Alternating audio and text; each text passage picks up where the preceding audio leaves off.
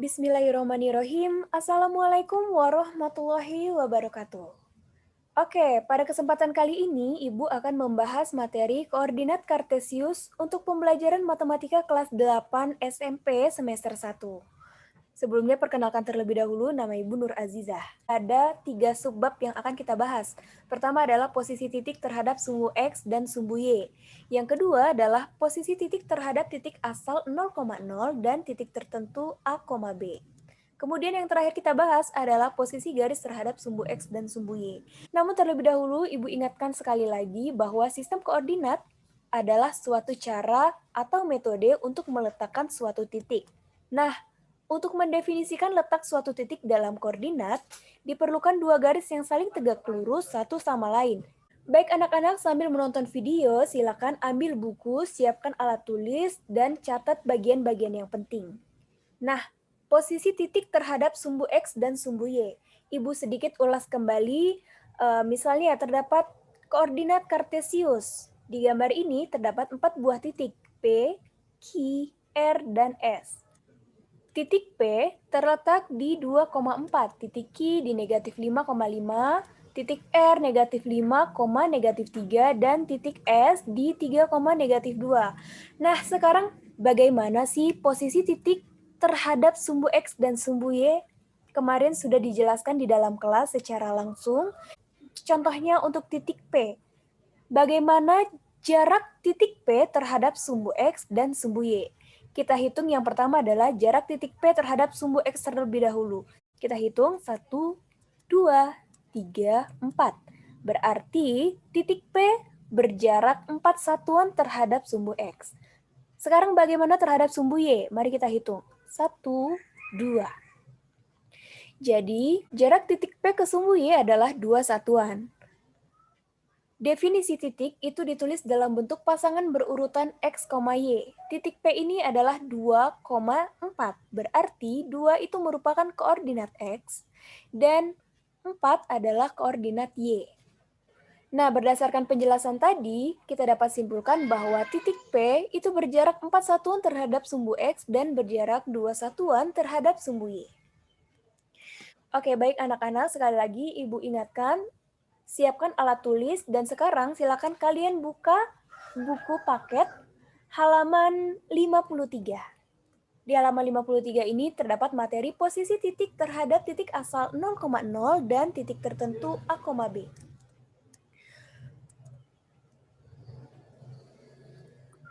Di sini terdapat sebuah koordinat Kartesius. Terdapat titik asal 0,0. Ibu misalkan titik asalnya adalah titik P. Kemudian terdapat titik-titik lainnya, titik A, titik B, dan titik C. Nah, sekarang bagaimana posisi titik A terhadap titik asal 0,0? Posisi titik A terhadap titik P, berarti kita menjadikan titik P sebagai acuan. Dan sekarang kita mulai menghitung. 1, 2, 3. Kemudian naik ke atas 1, 2, 3. Dari sini kita dapatkan bahwa titik A posisinya terhadap titik asal adalah 3 satuan ke kanan dan 3 satuan ke atas. Jadi patokannya adalah kita mulai menghitung dari titik acuan. Titik acuan yaitu titik yang terakhir kita sebut. Tadi kita menyebutnya titik A terhadap titik P, berarti kita mulai menghitung mulai dari titik P. Ibu beri contoh sekali lagi. Sekarang bagaimana posisi titik B terhadap titik C? Berarti yang menjadi acuan itu adalah titik C. Jadi kita mulai menghitung jaraknya dari titik C. Titik B berada di sebelah kiri, berarti kita mulai menghitung ke arah kiri. 1, 2, 3, 4, 5, 6. Posisi titik C adalah 6 satuan ke kiri, kemudian 1, 2. Kemudian 2 satuan ke atas. Sampai di sini paham ya? Kalau kalian belum paham, bisa kalian tanyakan secara langsung melalui WhatsApp atau komen di kolom komentar.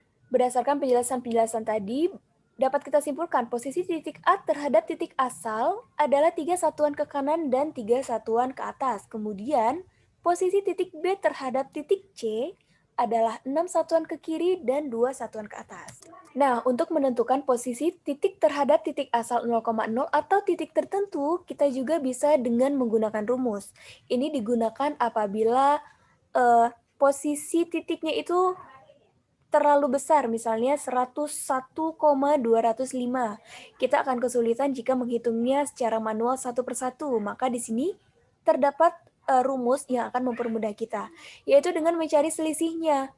Misalnya, kita akan mencari posisi suatu titik terhadap titik tertentu. Kita misalkan posisi titik awalnya itu adalah X1, Y1. Kemudian kita akan mencari posisinya terhadap titik acuan X2, Y2. Maka posisi yang akan kita cari itu akan berada pada titik baru di XB, YB, di mana XB ini adalah selisih koordinat X dan YB-nya itu adalah selisih dari koordinat Y. Tapi di sini ada hal yang harus diingat bahwa kalau X yang kita dapat itu bernilai positif, maka dia bergerak ke kanan. Kalau X-nya negatif, berarti bergerak ke kiri. Kalau Y-nya bernilai positif, berarti bergerak ke atas. Dan kalau Y-nya negatif, berarti bergerak ke bawah. Oke, untuk lebih jelasnya, silakan perhatikan contoh berikut. Tentukan posisi titik B dengan koordinat negatif 4,0 terhadap titik C dengan koordinat 2, negatif 2. Satu ini typo ya. Ini harusnya tanda seru. Oke, kita jawab dengan menggunakan rumus. Jadi XB sama dengan selisihnya X1 dikurang X2. Berarti negatif 4 dikurang 2 sama dengan negatif 6. Kemudian untuk YB-nya lagi. Untuk koordinat B yang baru itu adalah kita kurangkan saja 0 dikurang negatif 2. 0 dikurang negatif 2 berarti menjadi 0 ditambah 2 sama dengan 2.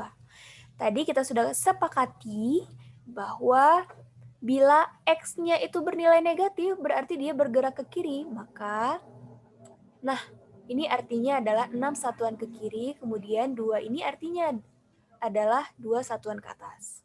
Jadi sama ya dengan yang kita cari secara manual tadi bahwa posisi titik B terhadap titik tertentu atau titik C adalah 6 satuan ke kiri dan 2 satuan ke atas. Sekarang silakan kalian perhatikan gambar denah perkemahan di halaman 53 yang ada di buku paket.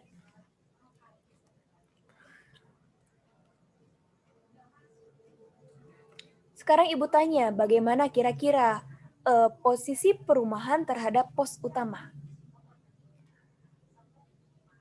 Sesuai kesepakatan kita tadi ya, bahwa kalau yang ditanya posisi perumahan terhadap pos utama, berarti kita yang menjadi acuan itu adalah pos utama. Berarti kita mulai menghitung dari pos utama. Kita hitung ke arah horizontal dulu, karena perumahan berada di sebelah kanan, berarti kita mulai menghitung ke kanan. 1, 2, 3, 4, 5, 6. Nah, kemudian ke atas lagi. 1, 2, 3, 4, 5. Berarti posisi perumahan terhadap pos utama itu adalah 6 satuan ke kanan dan 5 satuan ke atas. Nah, sekarang bagaimana posisi kolam terhadap pos utama? Terhadap pos utama berarti yang menjadi acuan kita itu adalah pos utama. Jadi kita mulai menghitung dari pos utama ke arah kiri. 1, 2, 3. Kemudian ke bawah.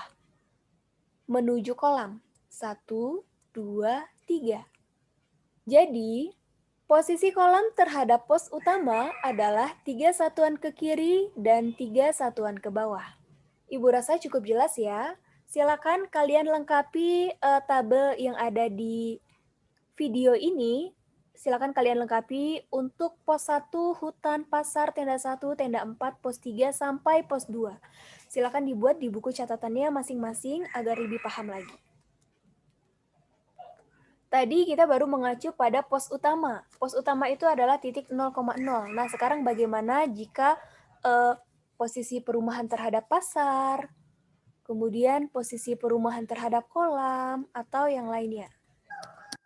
Sekarang mari kita cari bagaimanakah posisi perumahan terhadap pos 3. Posisi perumahan terhadap pos 3 berarti yang menjadi acuan kita itu adalah pos 3. Sehingga kita akan mulai menghitung dari pos 3 ke arah kanan terlebih dahulu, baru kemudian ke atas. Mari kita hitung. 1, 2, 3. Kemudian ke atas. 1, 2, 3, 4, 5, 6, 7, 8. Berarti posisi perumahan terhadap pos 3 adalah 3 satuan ke kanan, kemudian 8 satuan ke atas. Untuk submateri yang terakhir adalah mengenai posisi garis terhadap sumbu X dan sumbu Y. Bagaimana posisi garis terhadap sumbu X dan sumbu Y? Ini terdapat koordinat Kartesius. Sebelumnya boleh kalian buka buku di halaman 58. Jadi gambar yang A, ini gambar yang pertama, terdapat sebuah koordinat Kartesius, kemudian terdapat 4 buah garis L1, L2, L3, L4 yang posisinya horizontal. L1, L2, L3, L4 ini posisinya sejajar dengan sumbu X. Kenapa sejajar? Karena garis-garis ini tidak berpotongan. Kalaupun diperpanjang, tidak akan memotong satu sama lain. Kemudian garis L1, L2, L3, dan L4 ini terhadap sumbu Y, ia memotong tegak lurus sumbu Y. Selanjutnya, untuk gambar yang B, ini ada garis M1, M2, M3, M4. Arahnya itu vertikal, tegak. Keempat garis ini, M1, M2, M3, dan M4 sejajar terhadap sumbu Y, tapi berpotongan tegak lurus terhadap sumbu X. Kemudian ini terdapat 2 buah garis N1 dan N2. N1 dan N2 ini adalah contoh dari 2 buah garis yang berpotongan. Kalau kita lihat 2 garis ini berpotongan di titik ini, di titik 0,2. Kalau kita tulis titik potongnya. Kemudian garis N1 ini tidak sejajar dengan sumbu X, tidak sejajar juga dengan sumbu Y. Begitu pula untuk N2. Nah, ini yang terakhir adalah contoh dari 2 buah garis yang sejajar. Garis M dan N sejajar, tapi tidak sejajar dengan sumbu Y, tidak juga sejajar dengan sumbu X. Oke, anak-anak, cukup sekian pembelajaran hari ini. Nanti akan ada soal latihannya, silakan dikerjakan. Nanti tugas-tugasnya itu juga akan dikumpul dan menjadi nilai untuk kalian.